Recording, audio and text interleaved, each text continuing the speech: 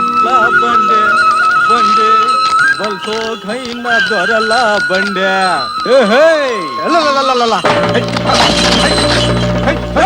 బండా బ్రోయ్ గర్జియా బండా భాయ్ పంట చాలని బండి తోలుతున్నా పంట అనుకున్నావా ఏటనుకున్నావరా జదవనయ్యాలా కంగారు పడి తిట్టకరా పెట్టలోడా ఏటిడు కాటారు గారు తొందరగా రమ్మన్నారు చుట్టూ తిరిగి వెళ్తే పొద్దుపోద్దని ఇలా అడ్డదాన్ని వెళ్తున్నాను రే నీ బాబు గారు పొలం అనుకుంటున్నావా అడ్డంగా వెళ్ళిపోవడానికి వెనక్కి తిప్పా నా బండి అయితే వెనక్కి తిప్పావండి ఇది కటారు గారి బండి కటారు గారి బండి అయితే ఇదేమన్నా పూరి జగన్నాథం గారు వెనక్కి తిప్పా ఇదిగో పెట్టలేవు చెప్పేది కాస్త తిను బండి సగం దూరం పంటలోకి వచ్చేసింది ఇప్పుడు ఇది వెనక్కి వెళ్తే ఎంత పంట పాడవుద్దో ముందుకెళ్ళి అంతే పంట పాడవుద్ది ఎక్కువ మాట్లాడుతున్నారు మీరు మాట్లాడక ఆడుకుంటే 10 సార్లు తినమను 20 సార్లు తొంగమను అంతే మీరు చాలా పొగురుగా మాట్లాడుతున్నారు ఎట్లా మాట్లాడేది నాకు బుధవారం పుట్టిన కథ సమానం తిప్పెనకమండి అర్జెంట్ గా ఆనపకాయలు పడ్డారా అల్లుడి గారికి పంపాలి అంటే ఈ పాలేరు గరిటి గారు ఇంకా సావలేదంటరా వచ్చేస్తుంటాళ్ళండి కటారు గారు అయినా ఈ అల్లుడు గారి స్కీమ్ ఏంటండి బాబు అమ్మగారు పిల్లని కనకుండానే పైకి వెళ్ళిపోయారు మీరేమో అల్లుడు గారు అంటున్నారు ఈ స్కీమ్ ఏంటండి రేయ్ సన్నాసి దీన్నే వరసల స్కీము అంటారా అవతలతో మనకున్నటువంటి అవసరాన్ని బట్టి స్కీములో వరుసలు మారిపోతుంటాయి మంచి ఘాటుగా ఉందిరా నువ్వు అన్నట్టుగా అది నా కూతురుంటే కదా అల్లుడు ఉంటానికి మరి ఈ స్కీమ్ ఏంటి మొన్న మధ్యన మన ఇంటికో లాయర్ రాలా ఆడికో పెళ్ళ ఉందిరా అది కరెక్ట్ గా నా కూతురు వయసులో ఉంటది సర్లే పడి ఉంటాడులే అని అల్లుడు అని సెంటిమెంట్ స్కీమ్ వేసా పక్కన పడ్డాడు సపోజ్ ఆడి బెళ్ళానికి కూడా నా బెళ్ళంత వయసు ఉందని కౌగులించుకుంటారా కళ్ళు రాళ్ళ కొడతారు షట్ర కూడా అని స్కీమ్ వేస్తా అదేరా ఇంగ్లీష్ లో కో బ్రదర్ అంటారు బండి వచ్చింది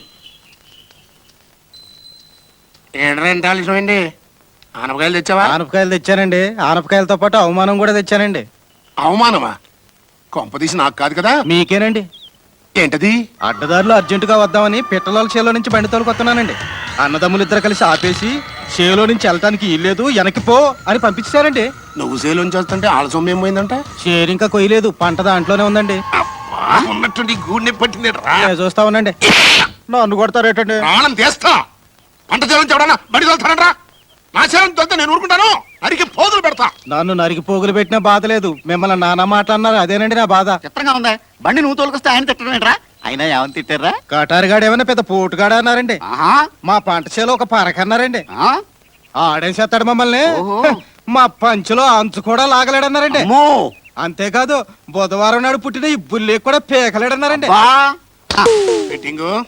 ఎన్నజాలు ఆపు సబాసరా పెట్టల బ్రదర్స్ గొప్ప పని చేశారు నువ్వు చేసిన ఏదో పనికి నాకు ఈ సాధ్య జరగాల్సిందే కాకపోతే ఇక్కడ నేను చేయాల్సిన ధర్మం ఉంటుంది బండి నాది కాబట్టి పొలం ఆడదు కాబట్టి నువ్వు నా మనిషివి కాబట్టి నువ్వు చేసిన పాపిష్టి పనికి నేనే స్వయంగా వెళ్ళి వాళ్ళకి క్షమాపణ చెప్పుకోవాలి ఇది నా ధర్మం నేనే ధర్మం తప్పానుకో ఊరే పాడైపోద్ది రే వెడ్డింగో అయ్యా లోపలికి వెళ్ళి లక్ష పడరా లక్ష ఇదేం స్కీమ్ అండి బాబు పశ్చాత్తాప స్కీము పెట్టాడా కటారి గారు వచ్చారు బయటికి రా వారి చిన్నోడా అయ్యగారు వచ్చారు రారా వద్దన్నా ఏంటి అయ్యగారు అయ్యి బాబోయ్ అదేటండి బాబు తమరు మా ఇంటికాడికి వచ్చారు తమరు పాలేరుతో కరు పంపిస్తే మేమేం వచ్చేవాళ్ళం కదండి ఆ పాలేరు గారు చేసిన ఏదో పనికే బాధపడి మీ ఇంటికి వచ్చాను రా ఆడు మీకు చేసిన నష్టానికి నన్ను క్షమించండి అయ్యగారు రండి కూకండి బాబు కూకండి ఏది ఏమైనా రే ఈ ఊళ్ళో ఎవరికి ఏమాత్రం కష్టం వచ్చినా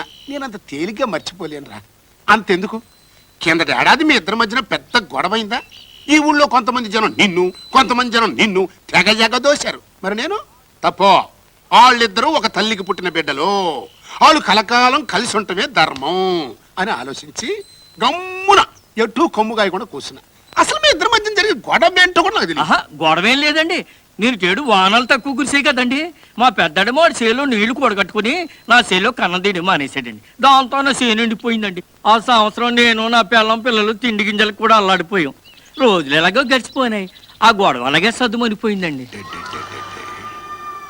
ఇదంటారా మీ సమస్య ఇది మీకు సత్యదాకా ఉండే సమస్య కదరా ఇప్పుడు మీరిద్దరూ ఒక తల్లి బిడ్డలే కాబట్టి ఒకళ్ళ మీద ఒకళ్ళకి ప్రేమ అభిమానం ఉండటం సహజమే కానీ ఆ బాంధి ఎవరికి ఉండొద్దు సపోజ్ ఈ ఏడాది వర్షాలు కురవలేదురా కాలంలో ఎండిపోతాయి ఆ ఉన్న కాసిన నీళ్లు ఎగునున్న మీ అన్న పొలంలో ఇరుక్కుపోతాయి. ఆడు నీ పొలానికి కన్నం మొదలదు, నీ పొలం ఎండిపోద్ది, నీ కడుపు మండిపోద్ది. ఆ కసి మీద కత్తి తీసుకుని మీ అన్నయ్యని కసక్కన పొడి చేస్తాం. ఆడు చచ్చిపోతాడు రే. ఆ తర్వాత పోలీసు వాళ్ళు తీసుకెళ్లి ఉరి తీస్తారు. పొడిచినందుకు నీ ఫ్యామిలీ, చచ్చినందుకు ఆడి ఫ్యామిలీ దిక్కులేని వాళ్ళు అయిపోతారు. ఆడి ఫ్యామిలీ రైల్వే స్టేషన్ లో, నీ ఫ్యామిలీ బస్ స్టాండ్ లో అడుక్కు తిట్టుంటారు. అవునా? అమ్మని అంచేత ఆ యదవ పొలం అమ్మవతల బారేంద్రా. దానివల్ల మీకేం నష్టం లేదురా. అమ్మితే వచ్చిన డబ్బుని బ్యాంకులో వేసుకోండి, వడ్డీ వస్తుంది. ఇప్పుడు మీ పొలంలో చేస్తున్న పని పక్కడి పొలంలో చేయండి, కూలి వస్తుంది. ఇటు కూలి అటు వడ్డీ రెండూ కలిపి హాయిగా మీ పెళ్ళాం పిల్లలతో భోజనం చేస్తూ కాలు మీద కాలు మీసం మీద ఏళ్ళు వేసుకుని చెట్టప్ అయిపోండి. దేవుడి మెచ్చిన న్యాయం చెప్పా, తర్వాత మీ ఇష్టం.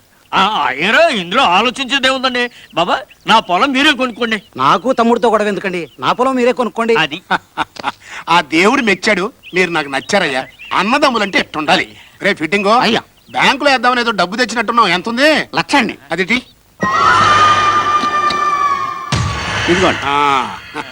ఈ 50,000 ఉంచుకో, ఈ 50,000 ఉంచుకో. ఇంటికి వచ్చి పత్రాల మీద సంతకాలు పెట్టాలి. అట్టాగేనండి.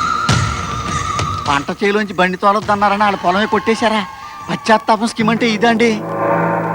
అయ్యి బాబోయ్.